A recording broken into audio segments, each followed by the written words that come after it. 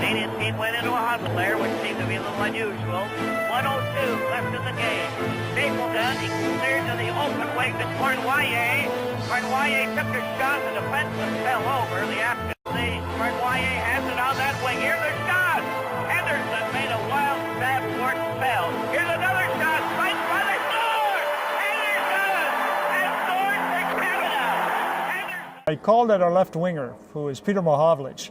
It was down, there was only about a minute left in the game, and for some reason I felt I needed to get out on the ice, and so I started yelling at the left winger, Peter Mohavlich, something I never did before. I never ever did it again. And thank goodness Peter thought it was the coach yelling at him and came off the ice, and so it's in the history books now. And that moment, because I mean, it was the second shot, and that goal goal went in. Yeah.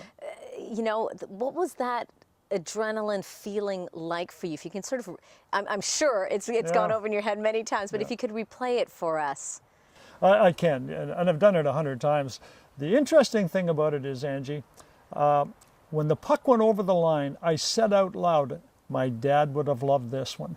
My dad died in 1968, and I don't recall thinking of my dad the whole series. It was 1972, so he'd been dead for 7 years. The puck went over the line, and I said out loud, Dad would have loved this. And I guess that's that father-son connection somehow, and then jumped into Cornwaller's arms, and I've been celebrating that for 41 years now, so it's been a pretty good ride.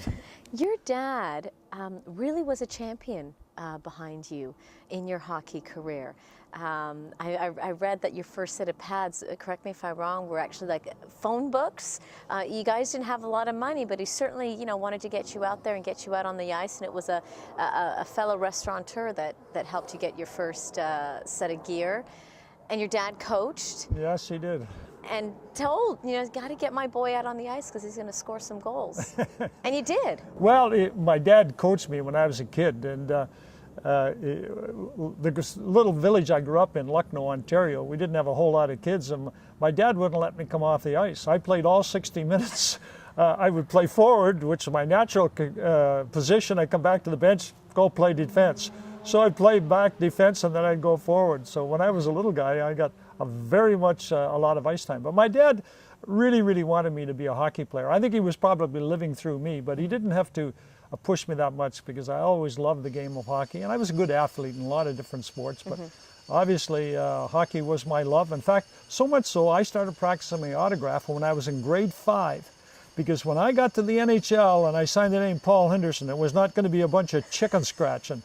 I have excellent penmanship today because that was my dream as a young kid in grade 5. I was going to play in the NHL. 6 concussions in my career. In fact, even in Moscow, I had got a concussion the first game in Moscow. And the doctors told me I had a concussion and couldn't play. And thank goodness it was back then because Harry come in and says, Paul, you can't play, you have a concussion. And I said, Harry, don't you do this to me. Please let me play. And he said, well, if you want to play, I'll let you play. But today I'd never been allowed to get back on the ice. And so I ended up with 6 concussions over the years. And that's why I'm not very sharp today. Now with the cancer and the 6 concussions, I get an excuse for everything. How is your health? How are you doing? Actually, I understand you're doing some special treatment as well. Yes, I'm very, very fortunate. A year ago, I was diagnosed with lymphocytic lymphoma, chronic leukemia in November of '09. And a year ago, right now, I was not in very good shape. I was 20 pounds lighter. I had a tumor the size of a grapefruit in my stomach. My bone marrow was cancerous. And I got into a clinical trial in Bethesda, Maryland, and it's made all the difference in the world. I put on the 20 pounds. My bone marrow was down to 10% cancerous now from 86. And the tumor is as big as my little finger right now. So I'm actually doing really well. And health-wise, the only I messed up my back early in the spring, but other than the sore back, I'm alive and well and doing well. That level of strength, I mean, we hear it in your voice, we see it in your face. It obviously existed, you know, as you were a young child as well. What would you tell, the future generation, and not just hockey players, but kids these days? Life is very different for them than what it was for yourself, for myself, and they've got other challenges. But what would you tell them in terms of what they want to do to push them to pursue their dreams, just like you did? Well, I think, first of all, I get up every morning and I give thanks. We live in the greatest country in the world. When you look around, where would you sooner live? Canada, and so when you recognize how fortunate you are, then you go after it. You know, my dad was a great guy. He went to work every day, but I knew he didn't really like his job. But he had a wife and 5 kids, and so he was very dedicated. He went to work. And I made up my mind I was never going to do something that I didn't really enjoy doing. And that's why I dreamed of being a hockey player. And it's so important to follow your dreams. It really, really is. But I almost gave up hockey. We won the Memorial Cup in '62, and we grew up poor. And I was so worried about being poor, I was going to give up hockey and get a university education. And my dad came to me and says, Paul, I'm not sure you're making a bad decision, but every time on Saturday night when you see those guys skating out of the ice, you're going to say to yourself, I wonder if I could have made it. And I talked to Eleanor, who is now my wife. She was the girlfriend at the time, and she said, I think your dad is right. You need to give it a shot. This has been your dreams. And so I tell kids, don't let fear destroy your dreams. Go after something you want to do, and then of course you have to pay the price to get there. There's no shortcuts to success.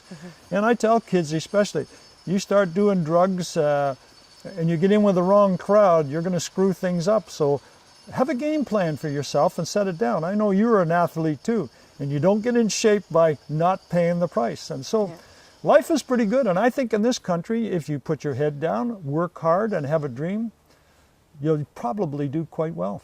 And lastly, now you're spending some time not just on the golf course, but in the arena, not playing. You're not playing now, but you're watching your grandkids play. What's that feeling like? It is so terrific. I get 2, they're 8 and 12. They play for Oakville out there. And the older one always wore 19, which was my number. And then so we thought the 8-year-old would come along and he'd want 19 too, but he said, no, I want 72.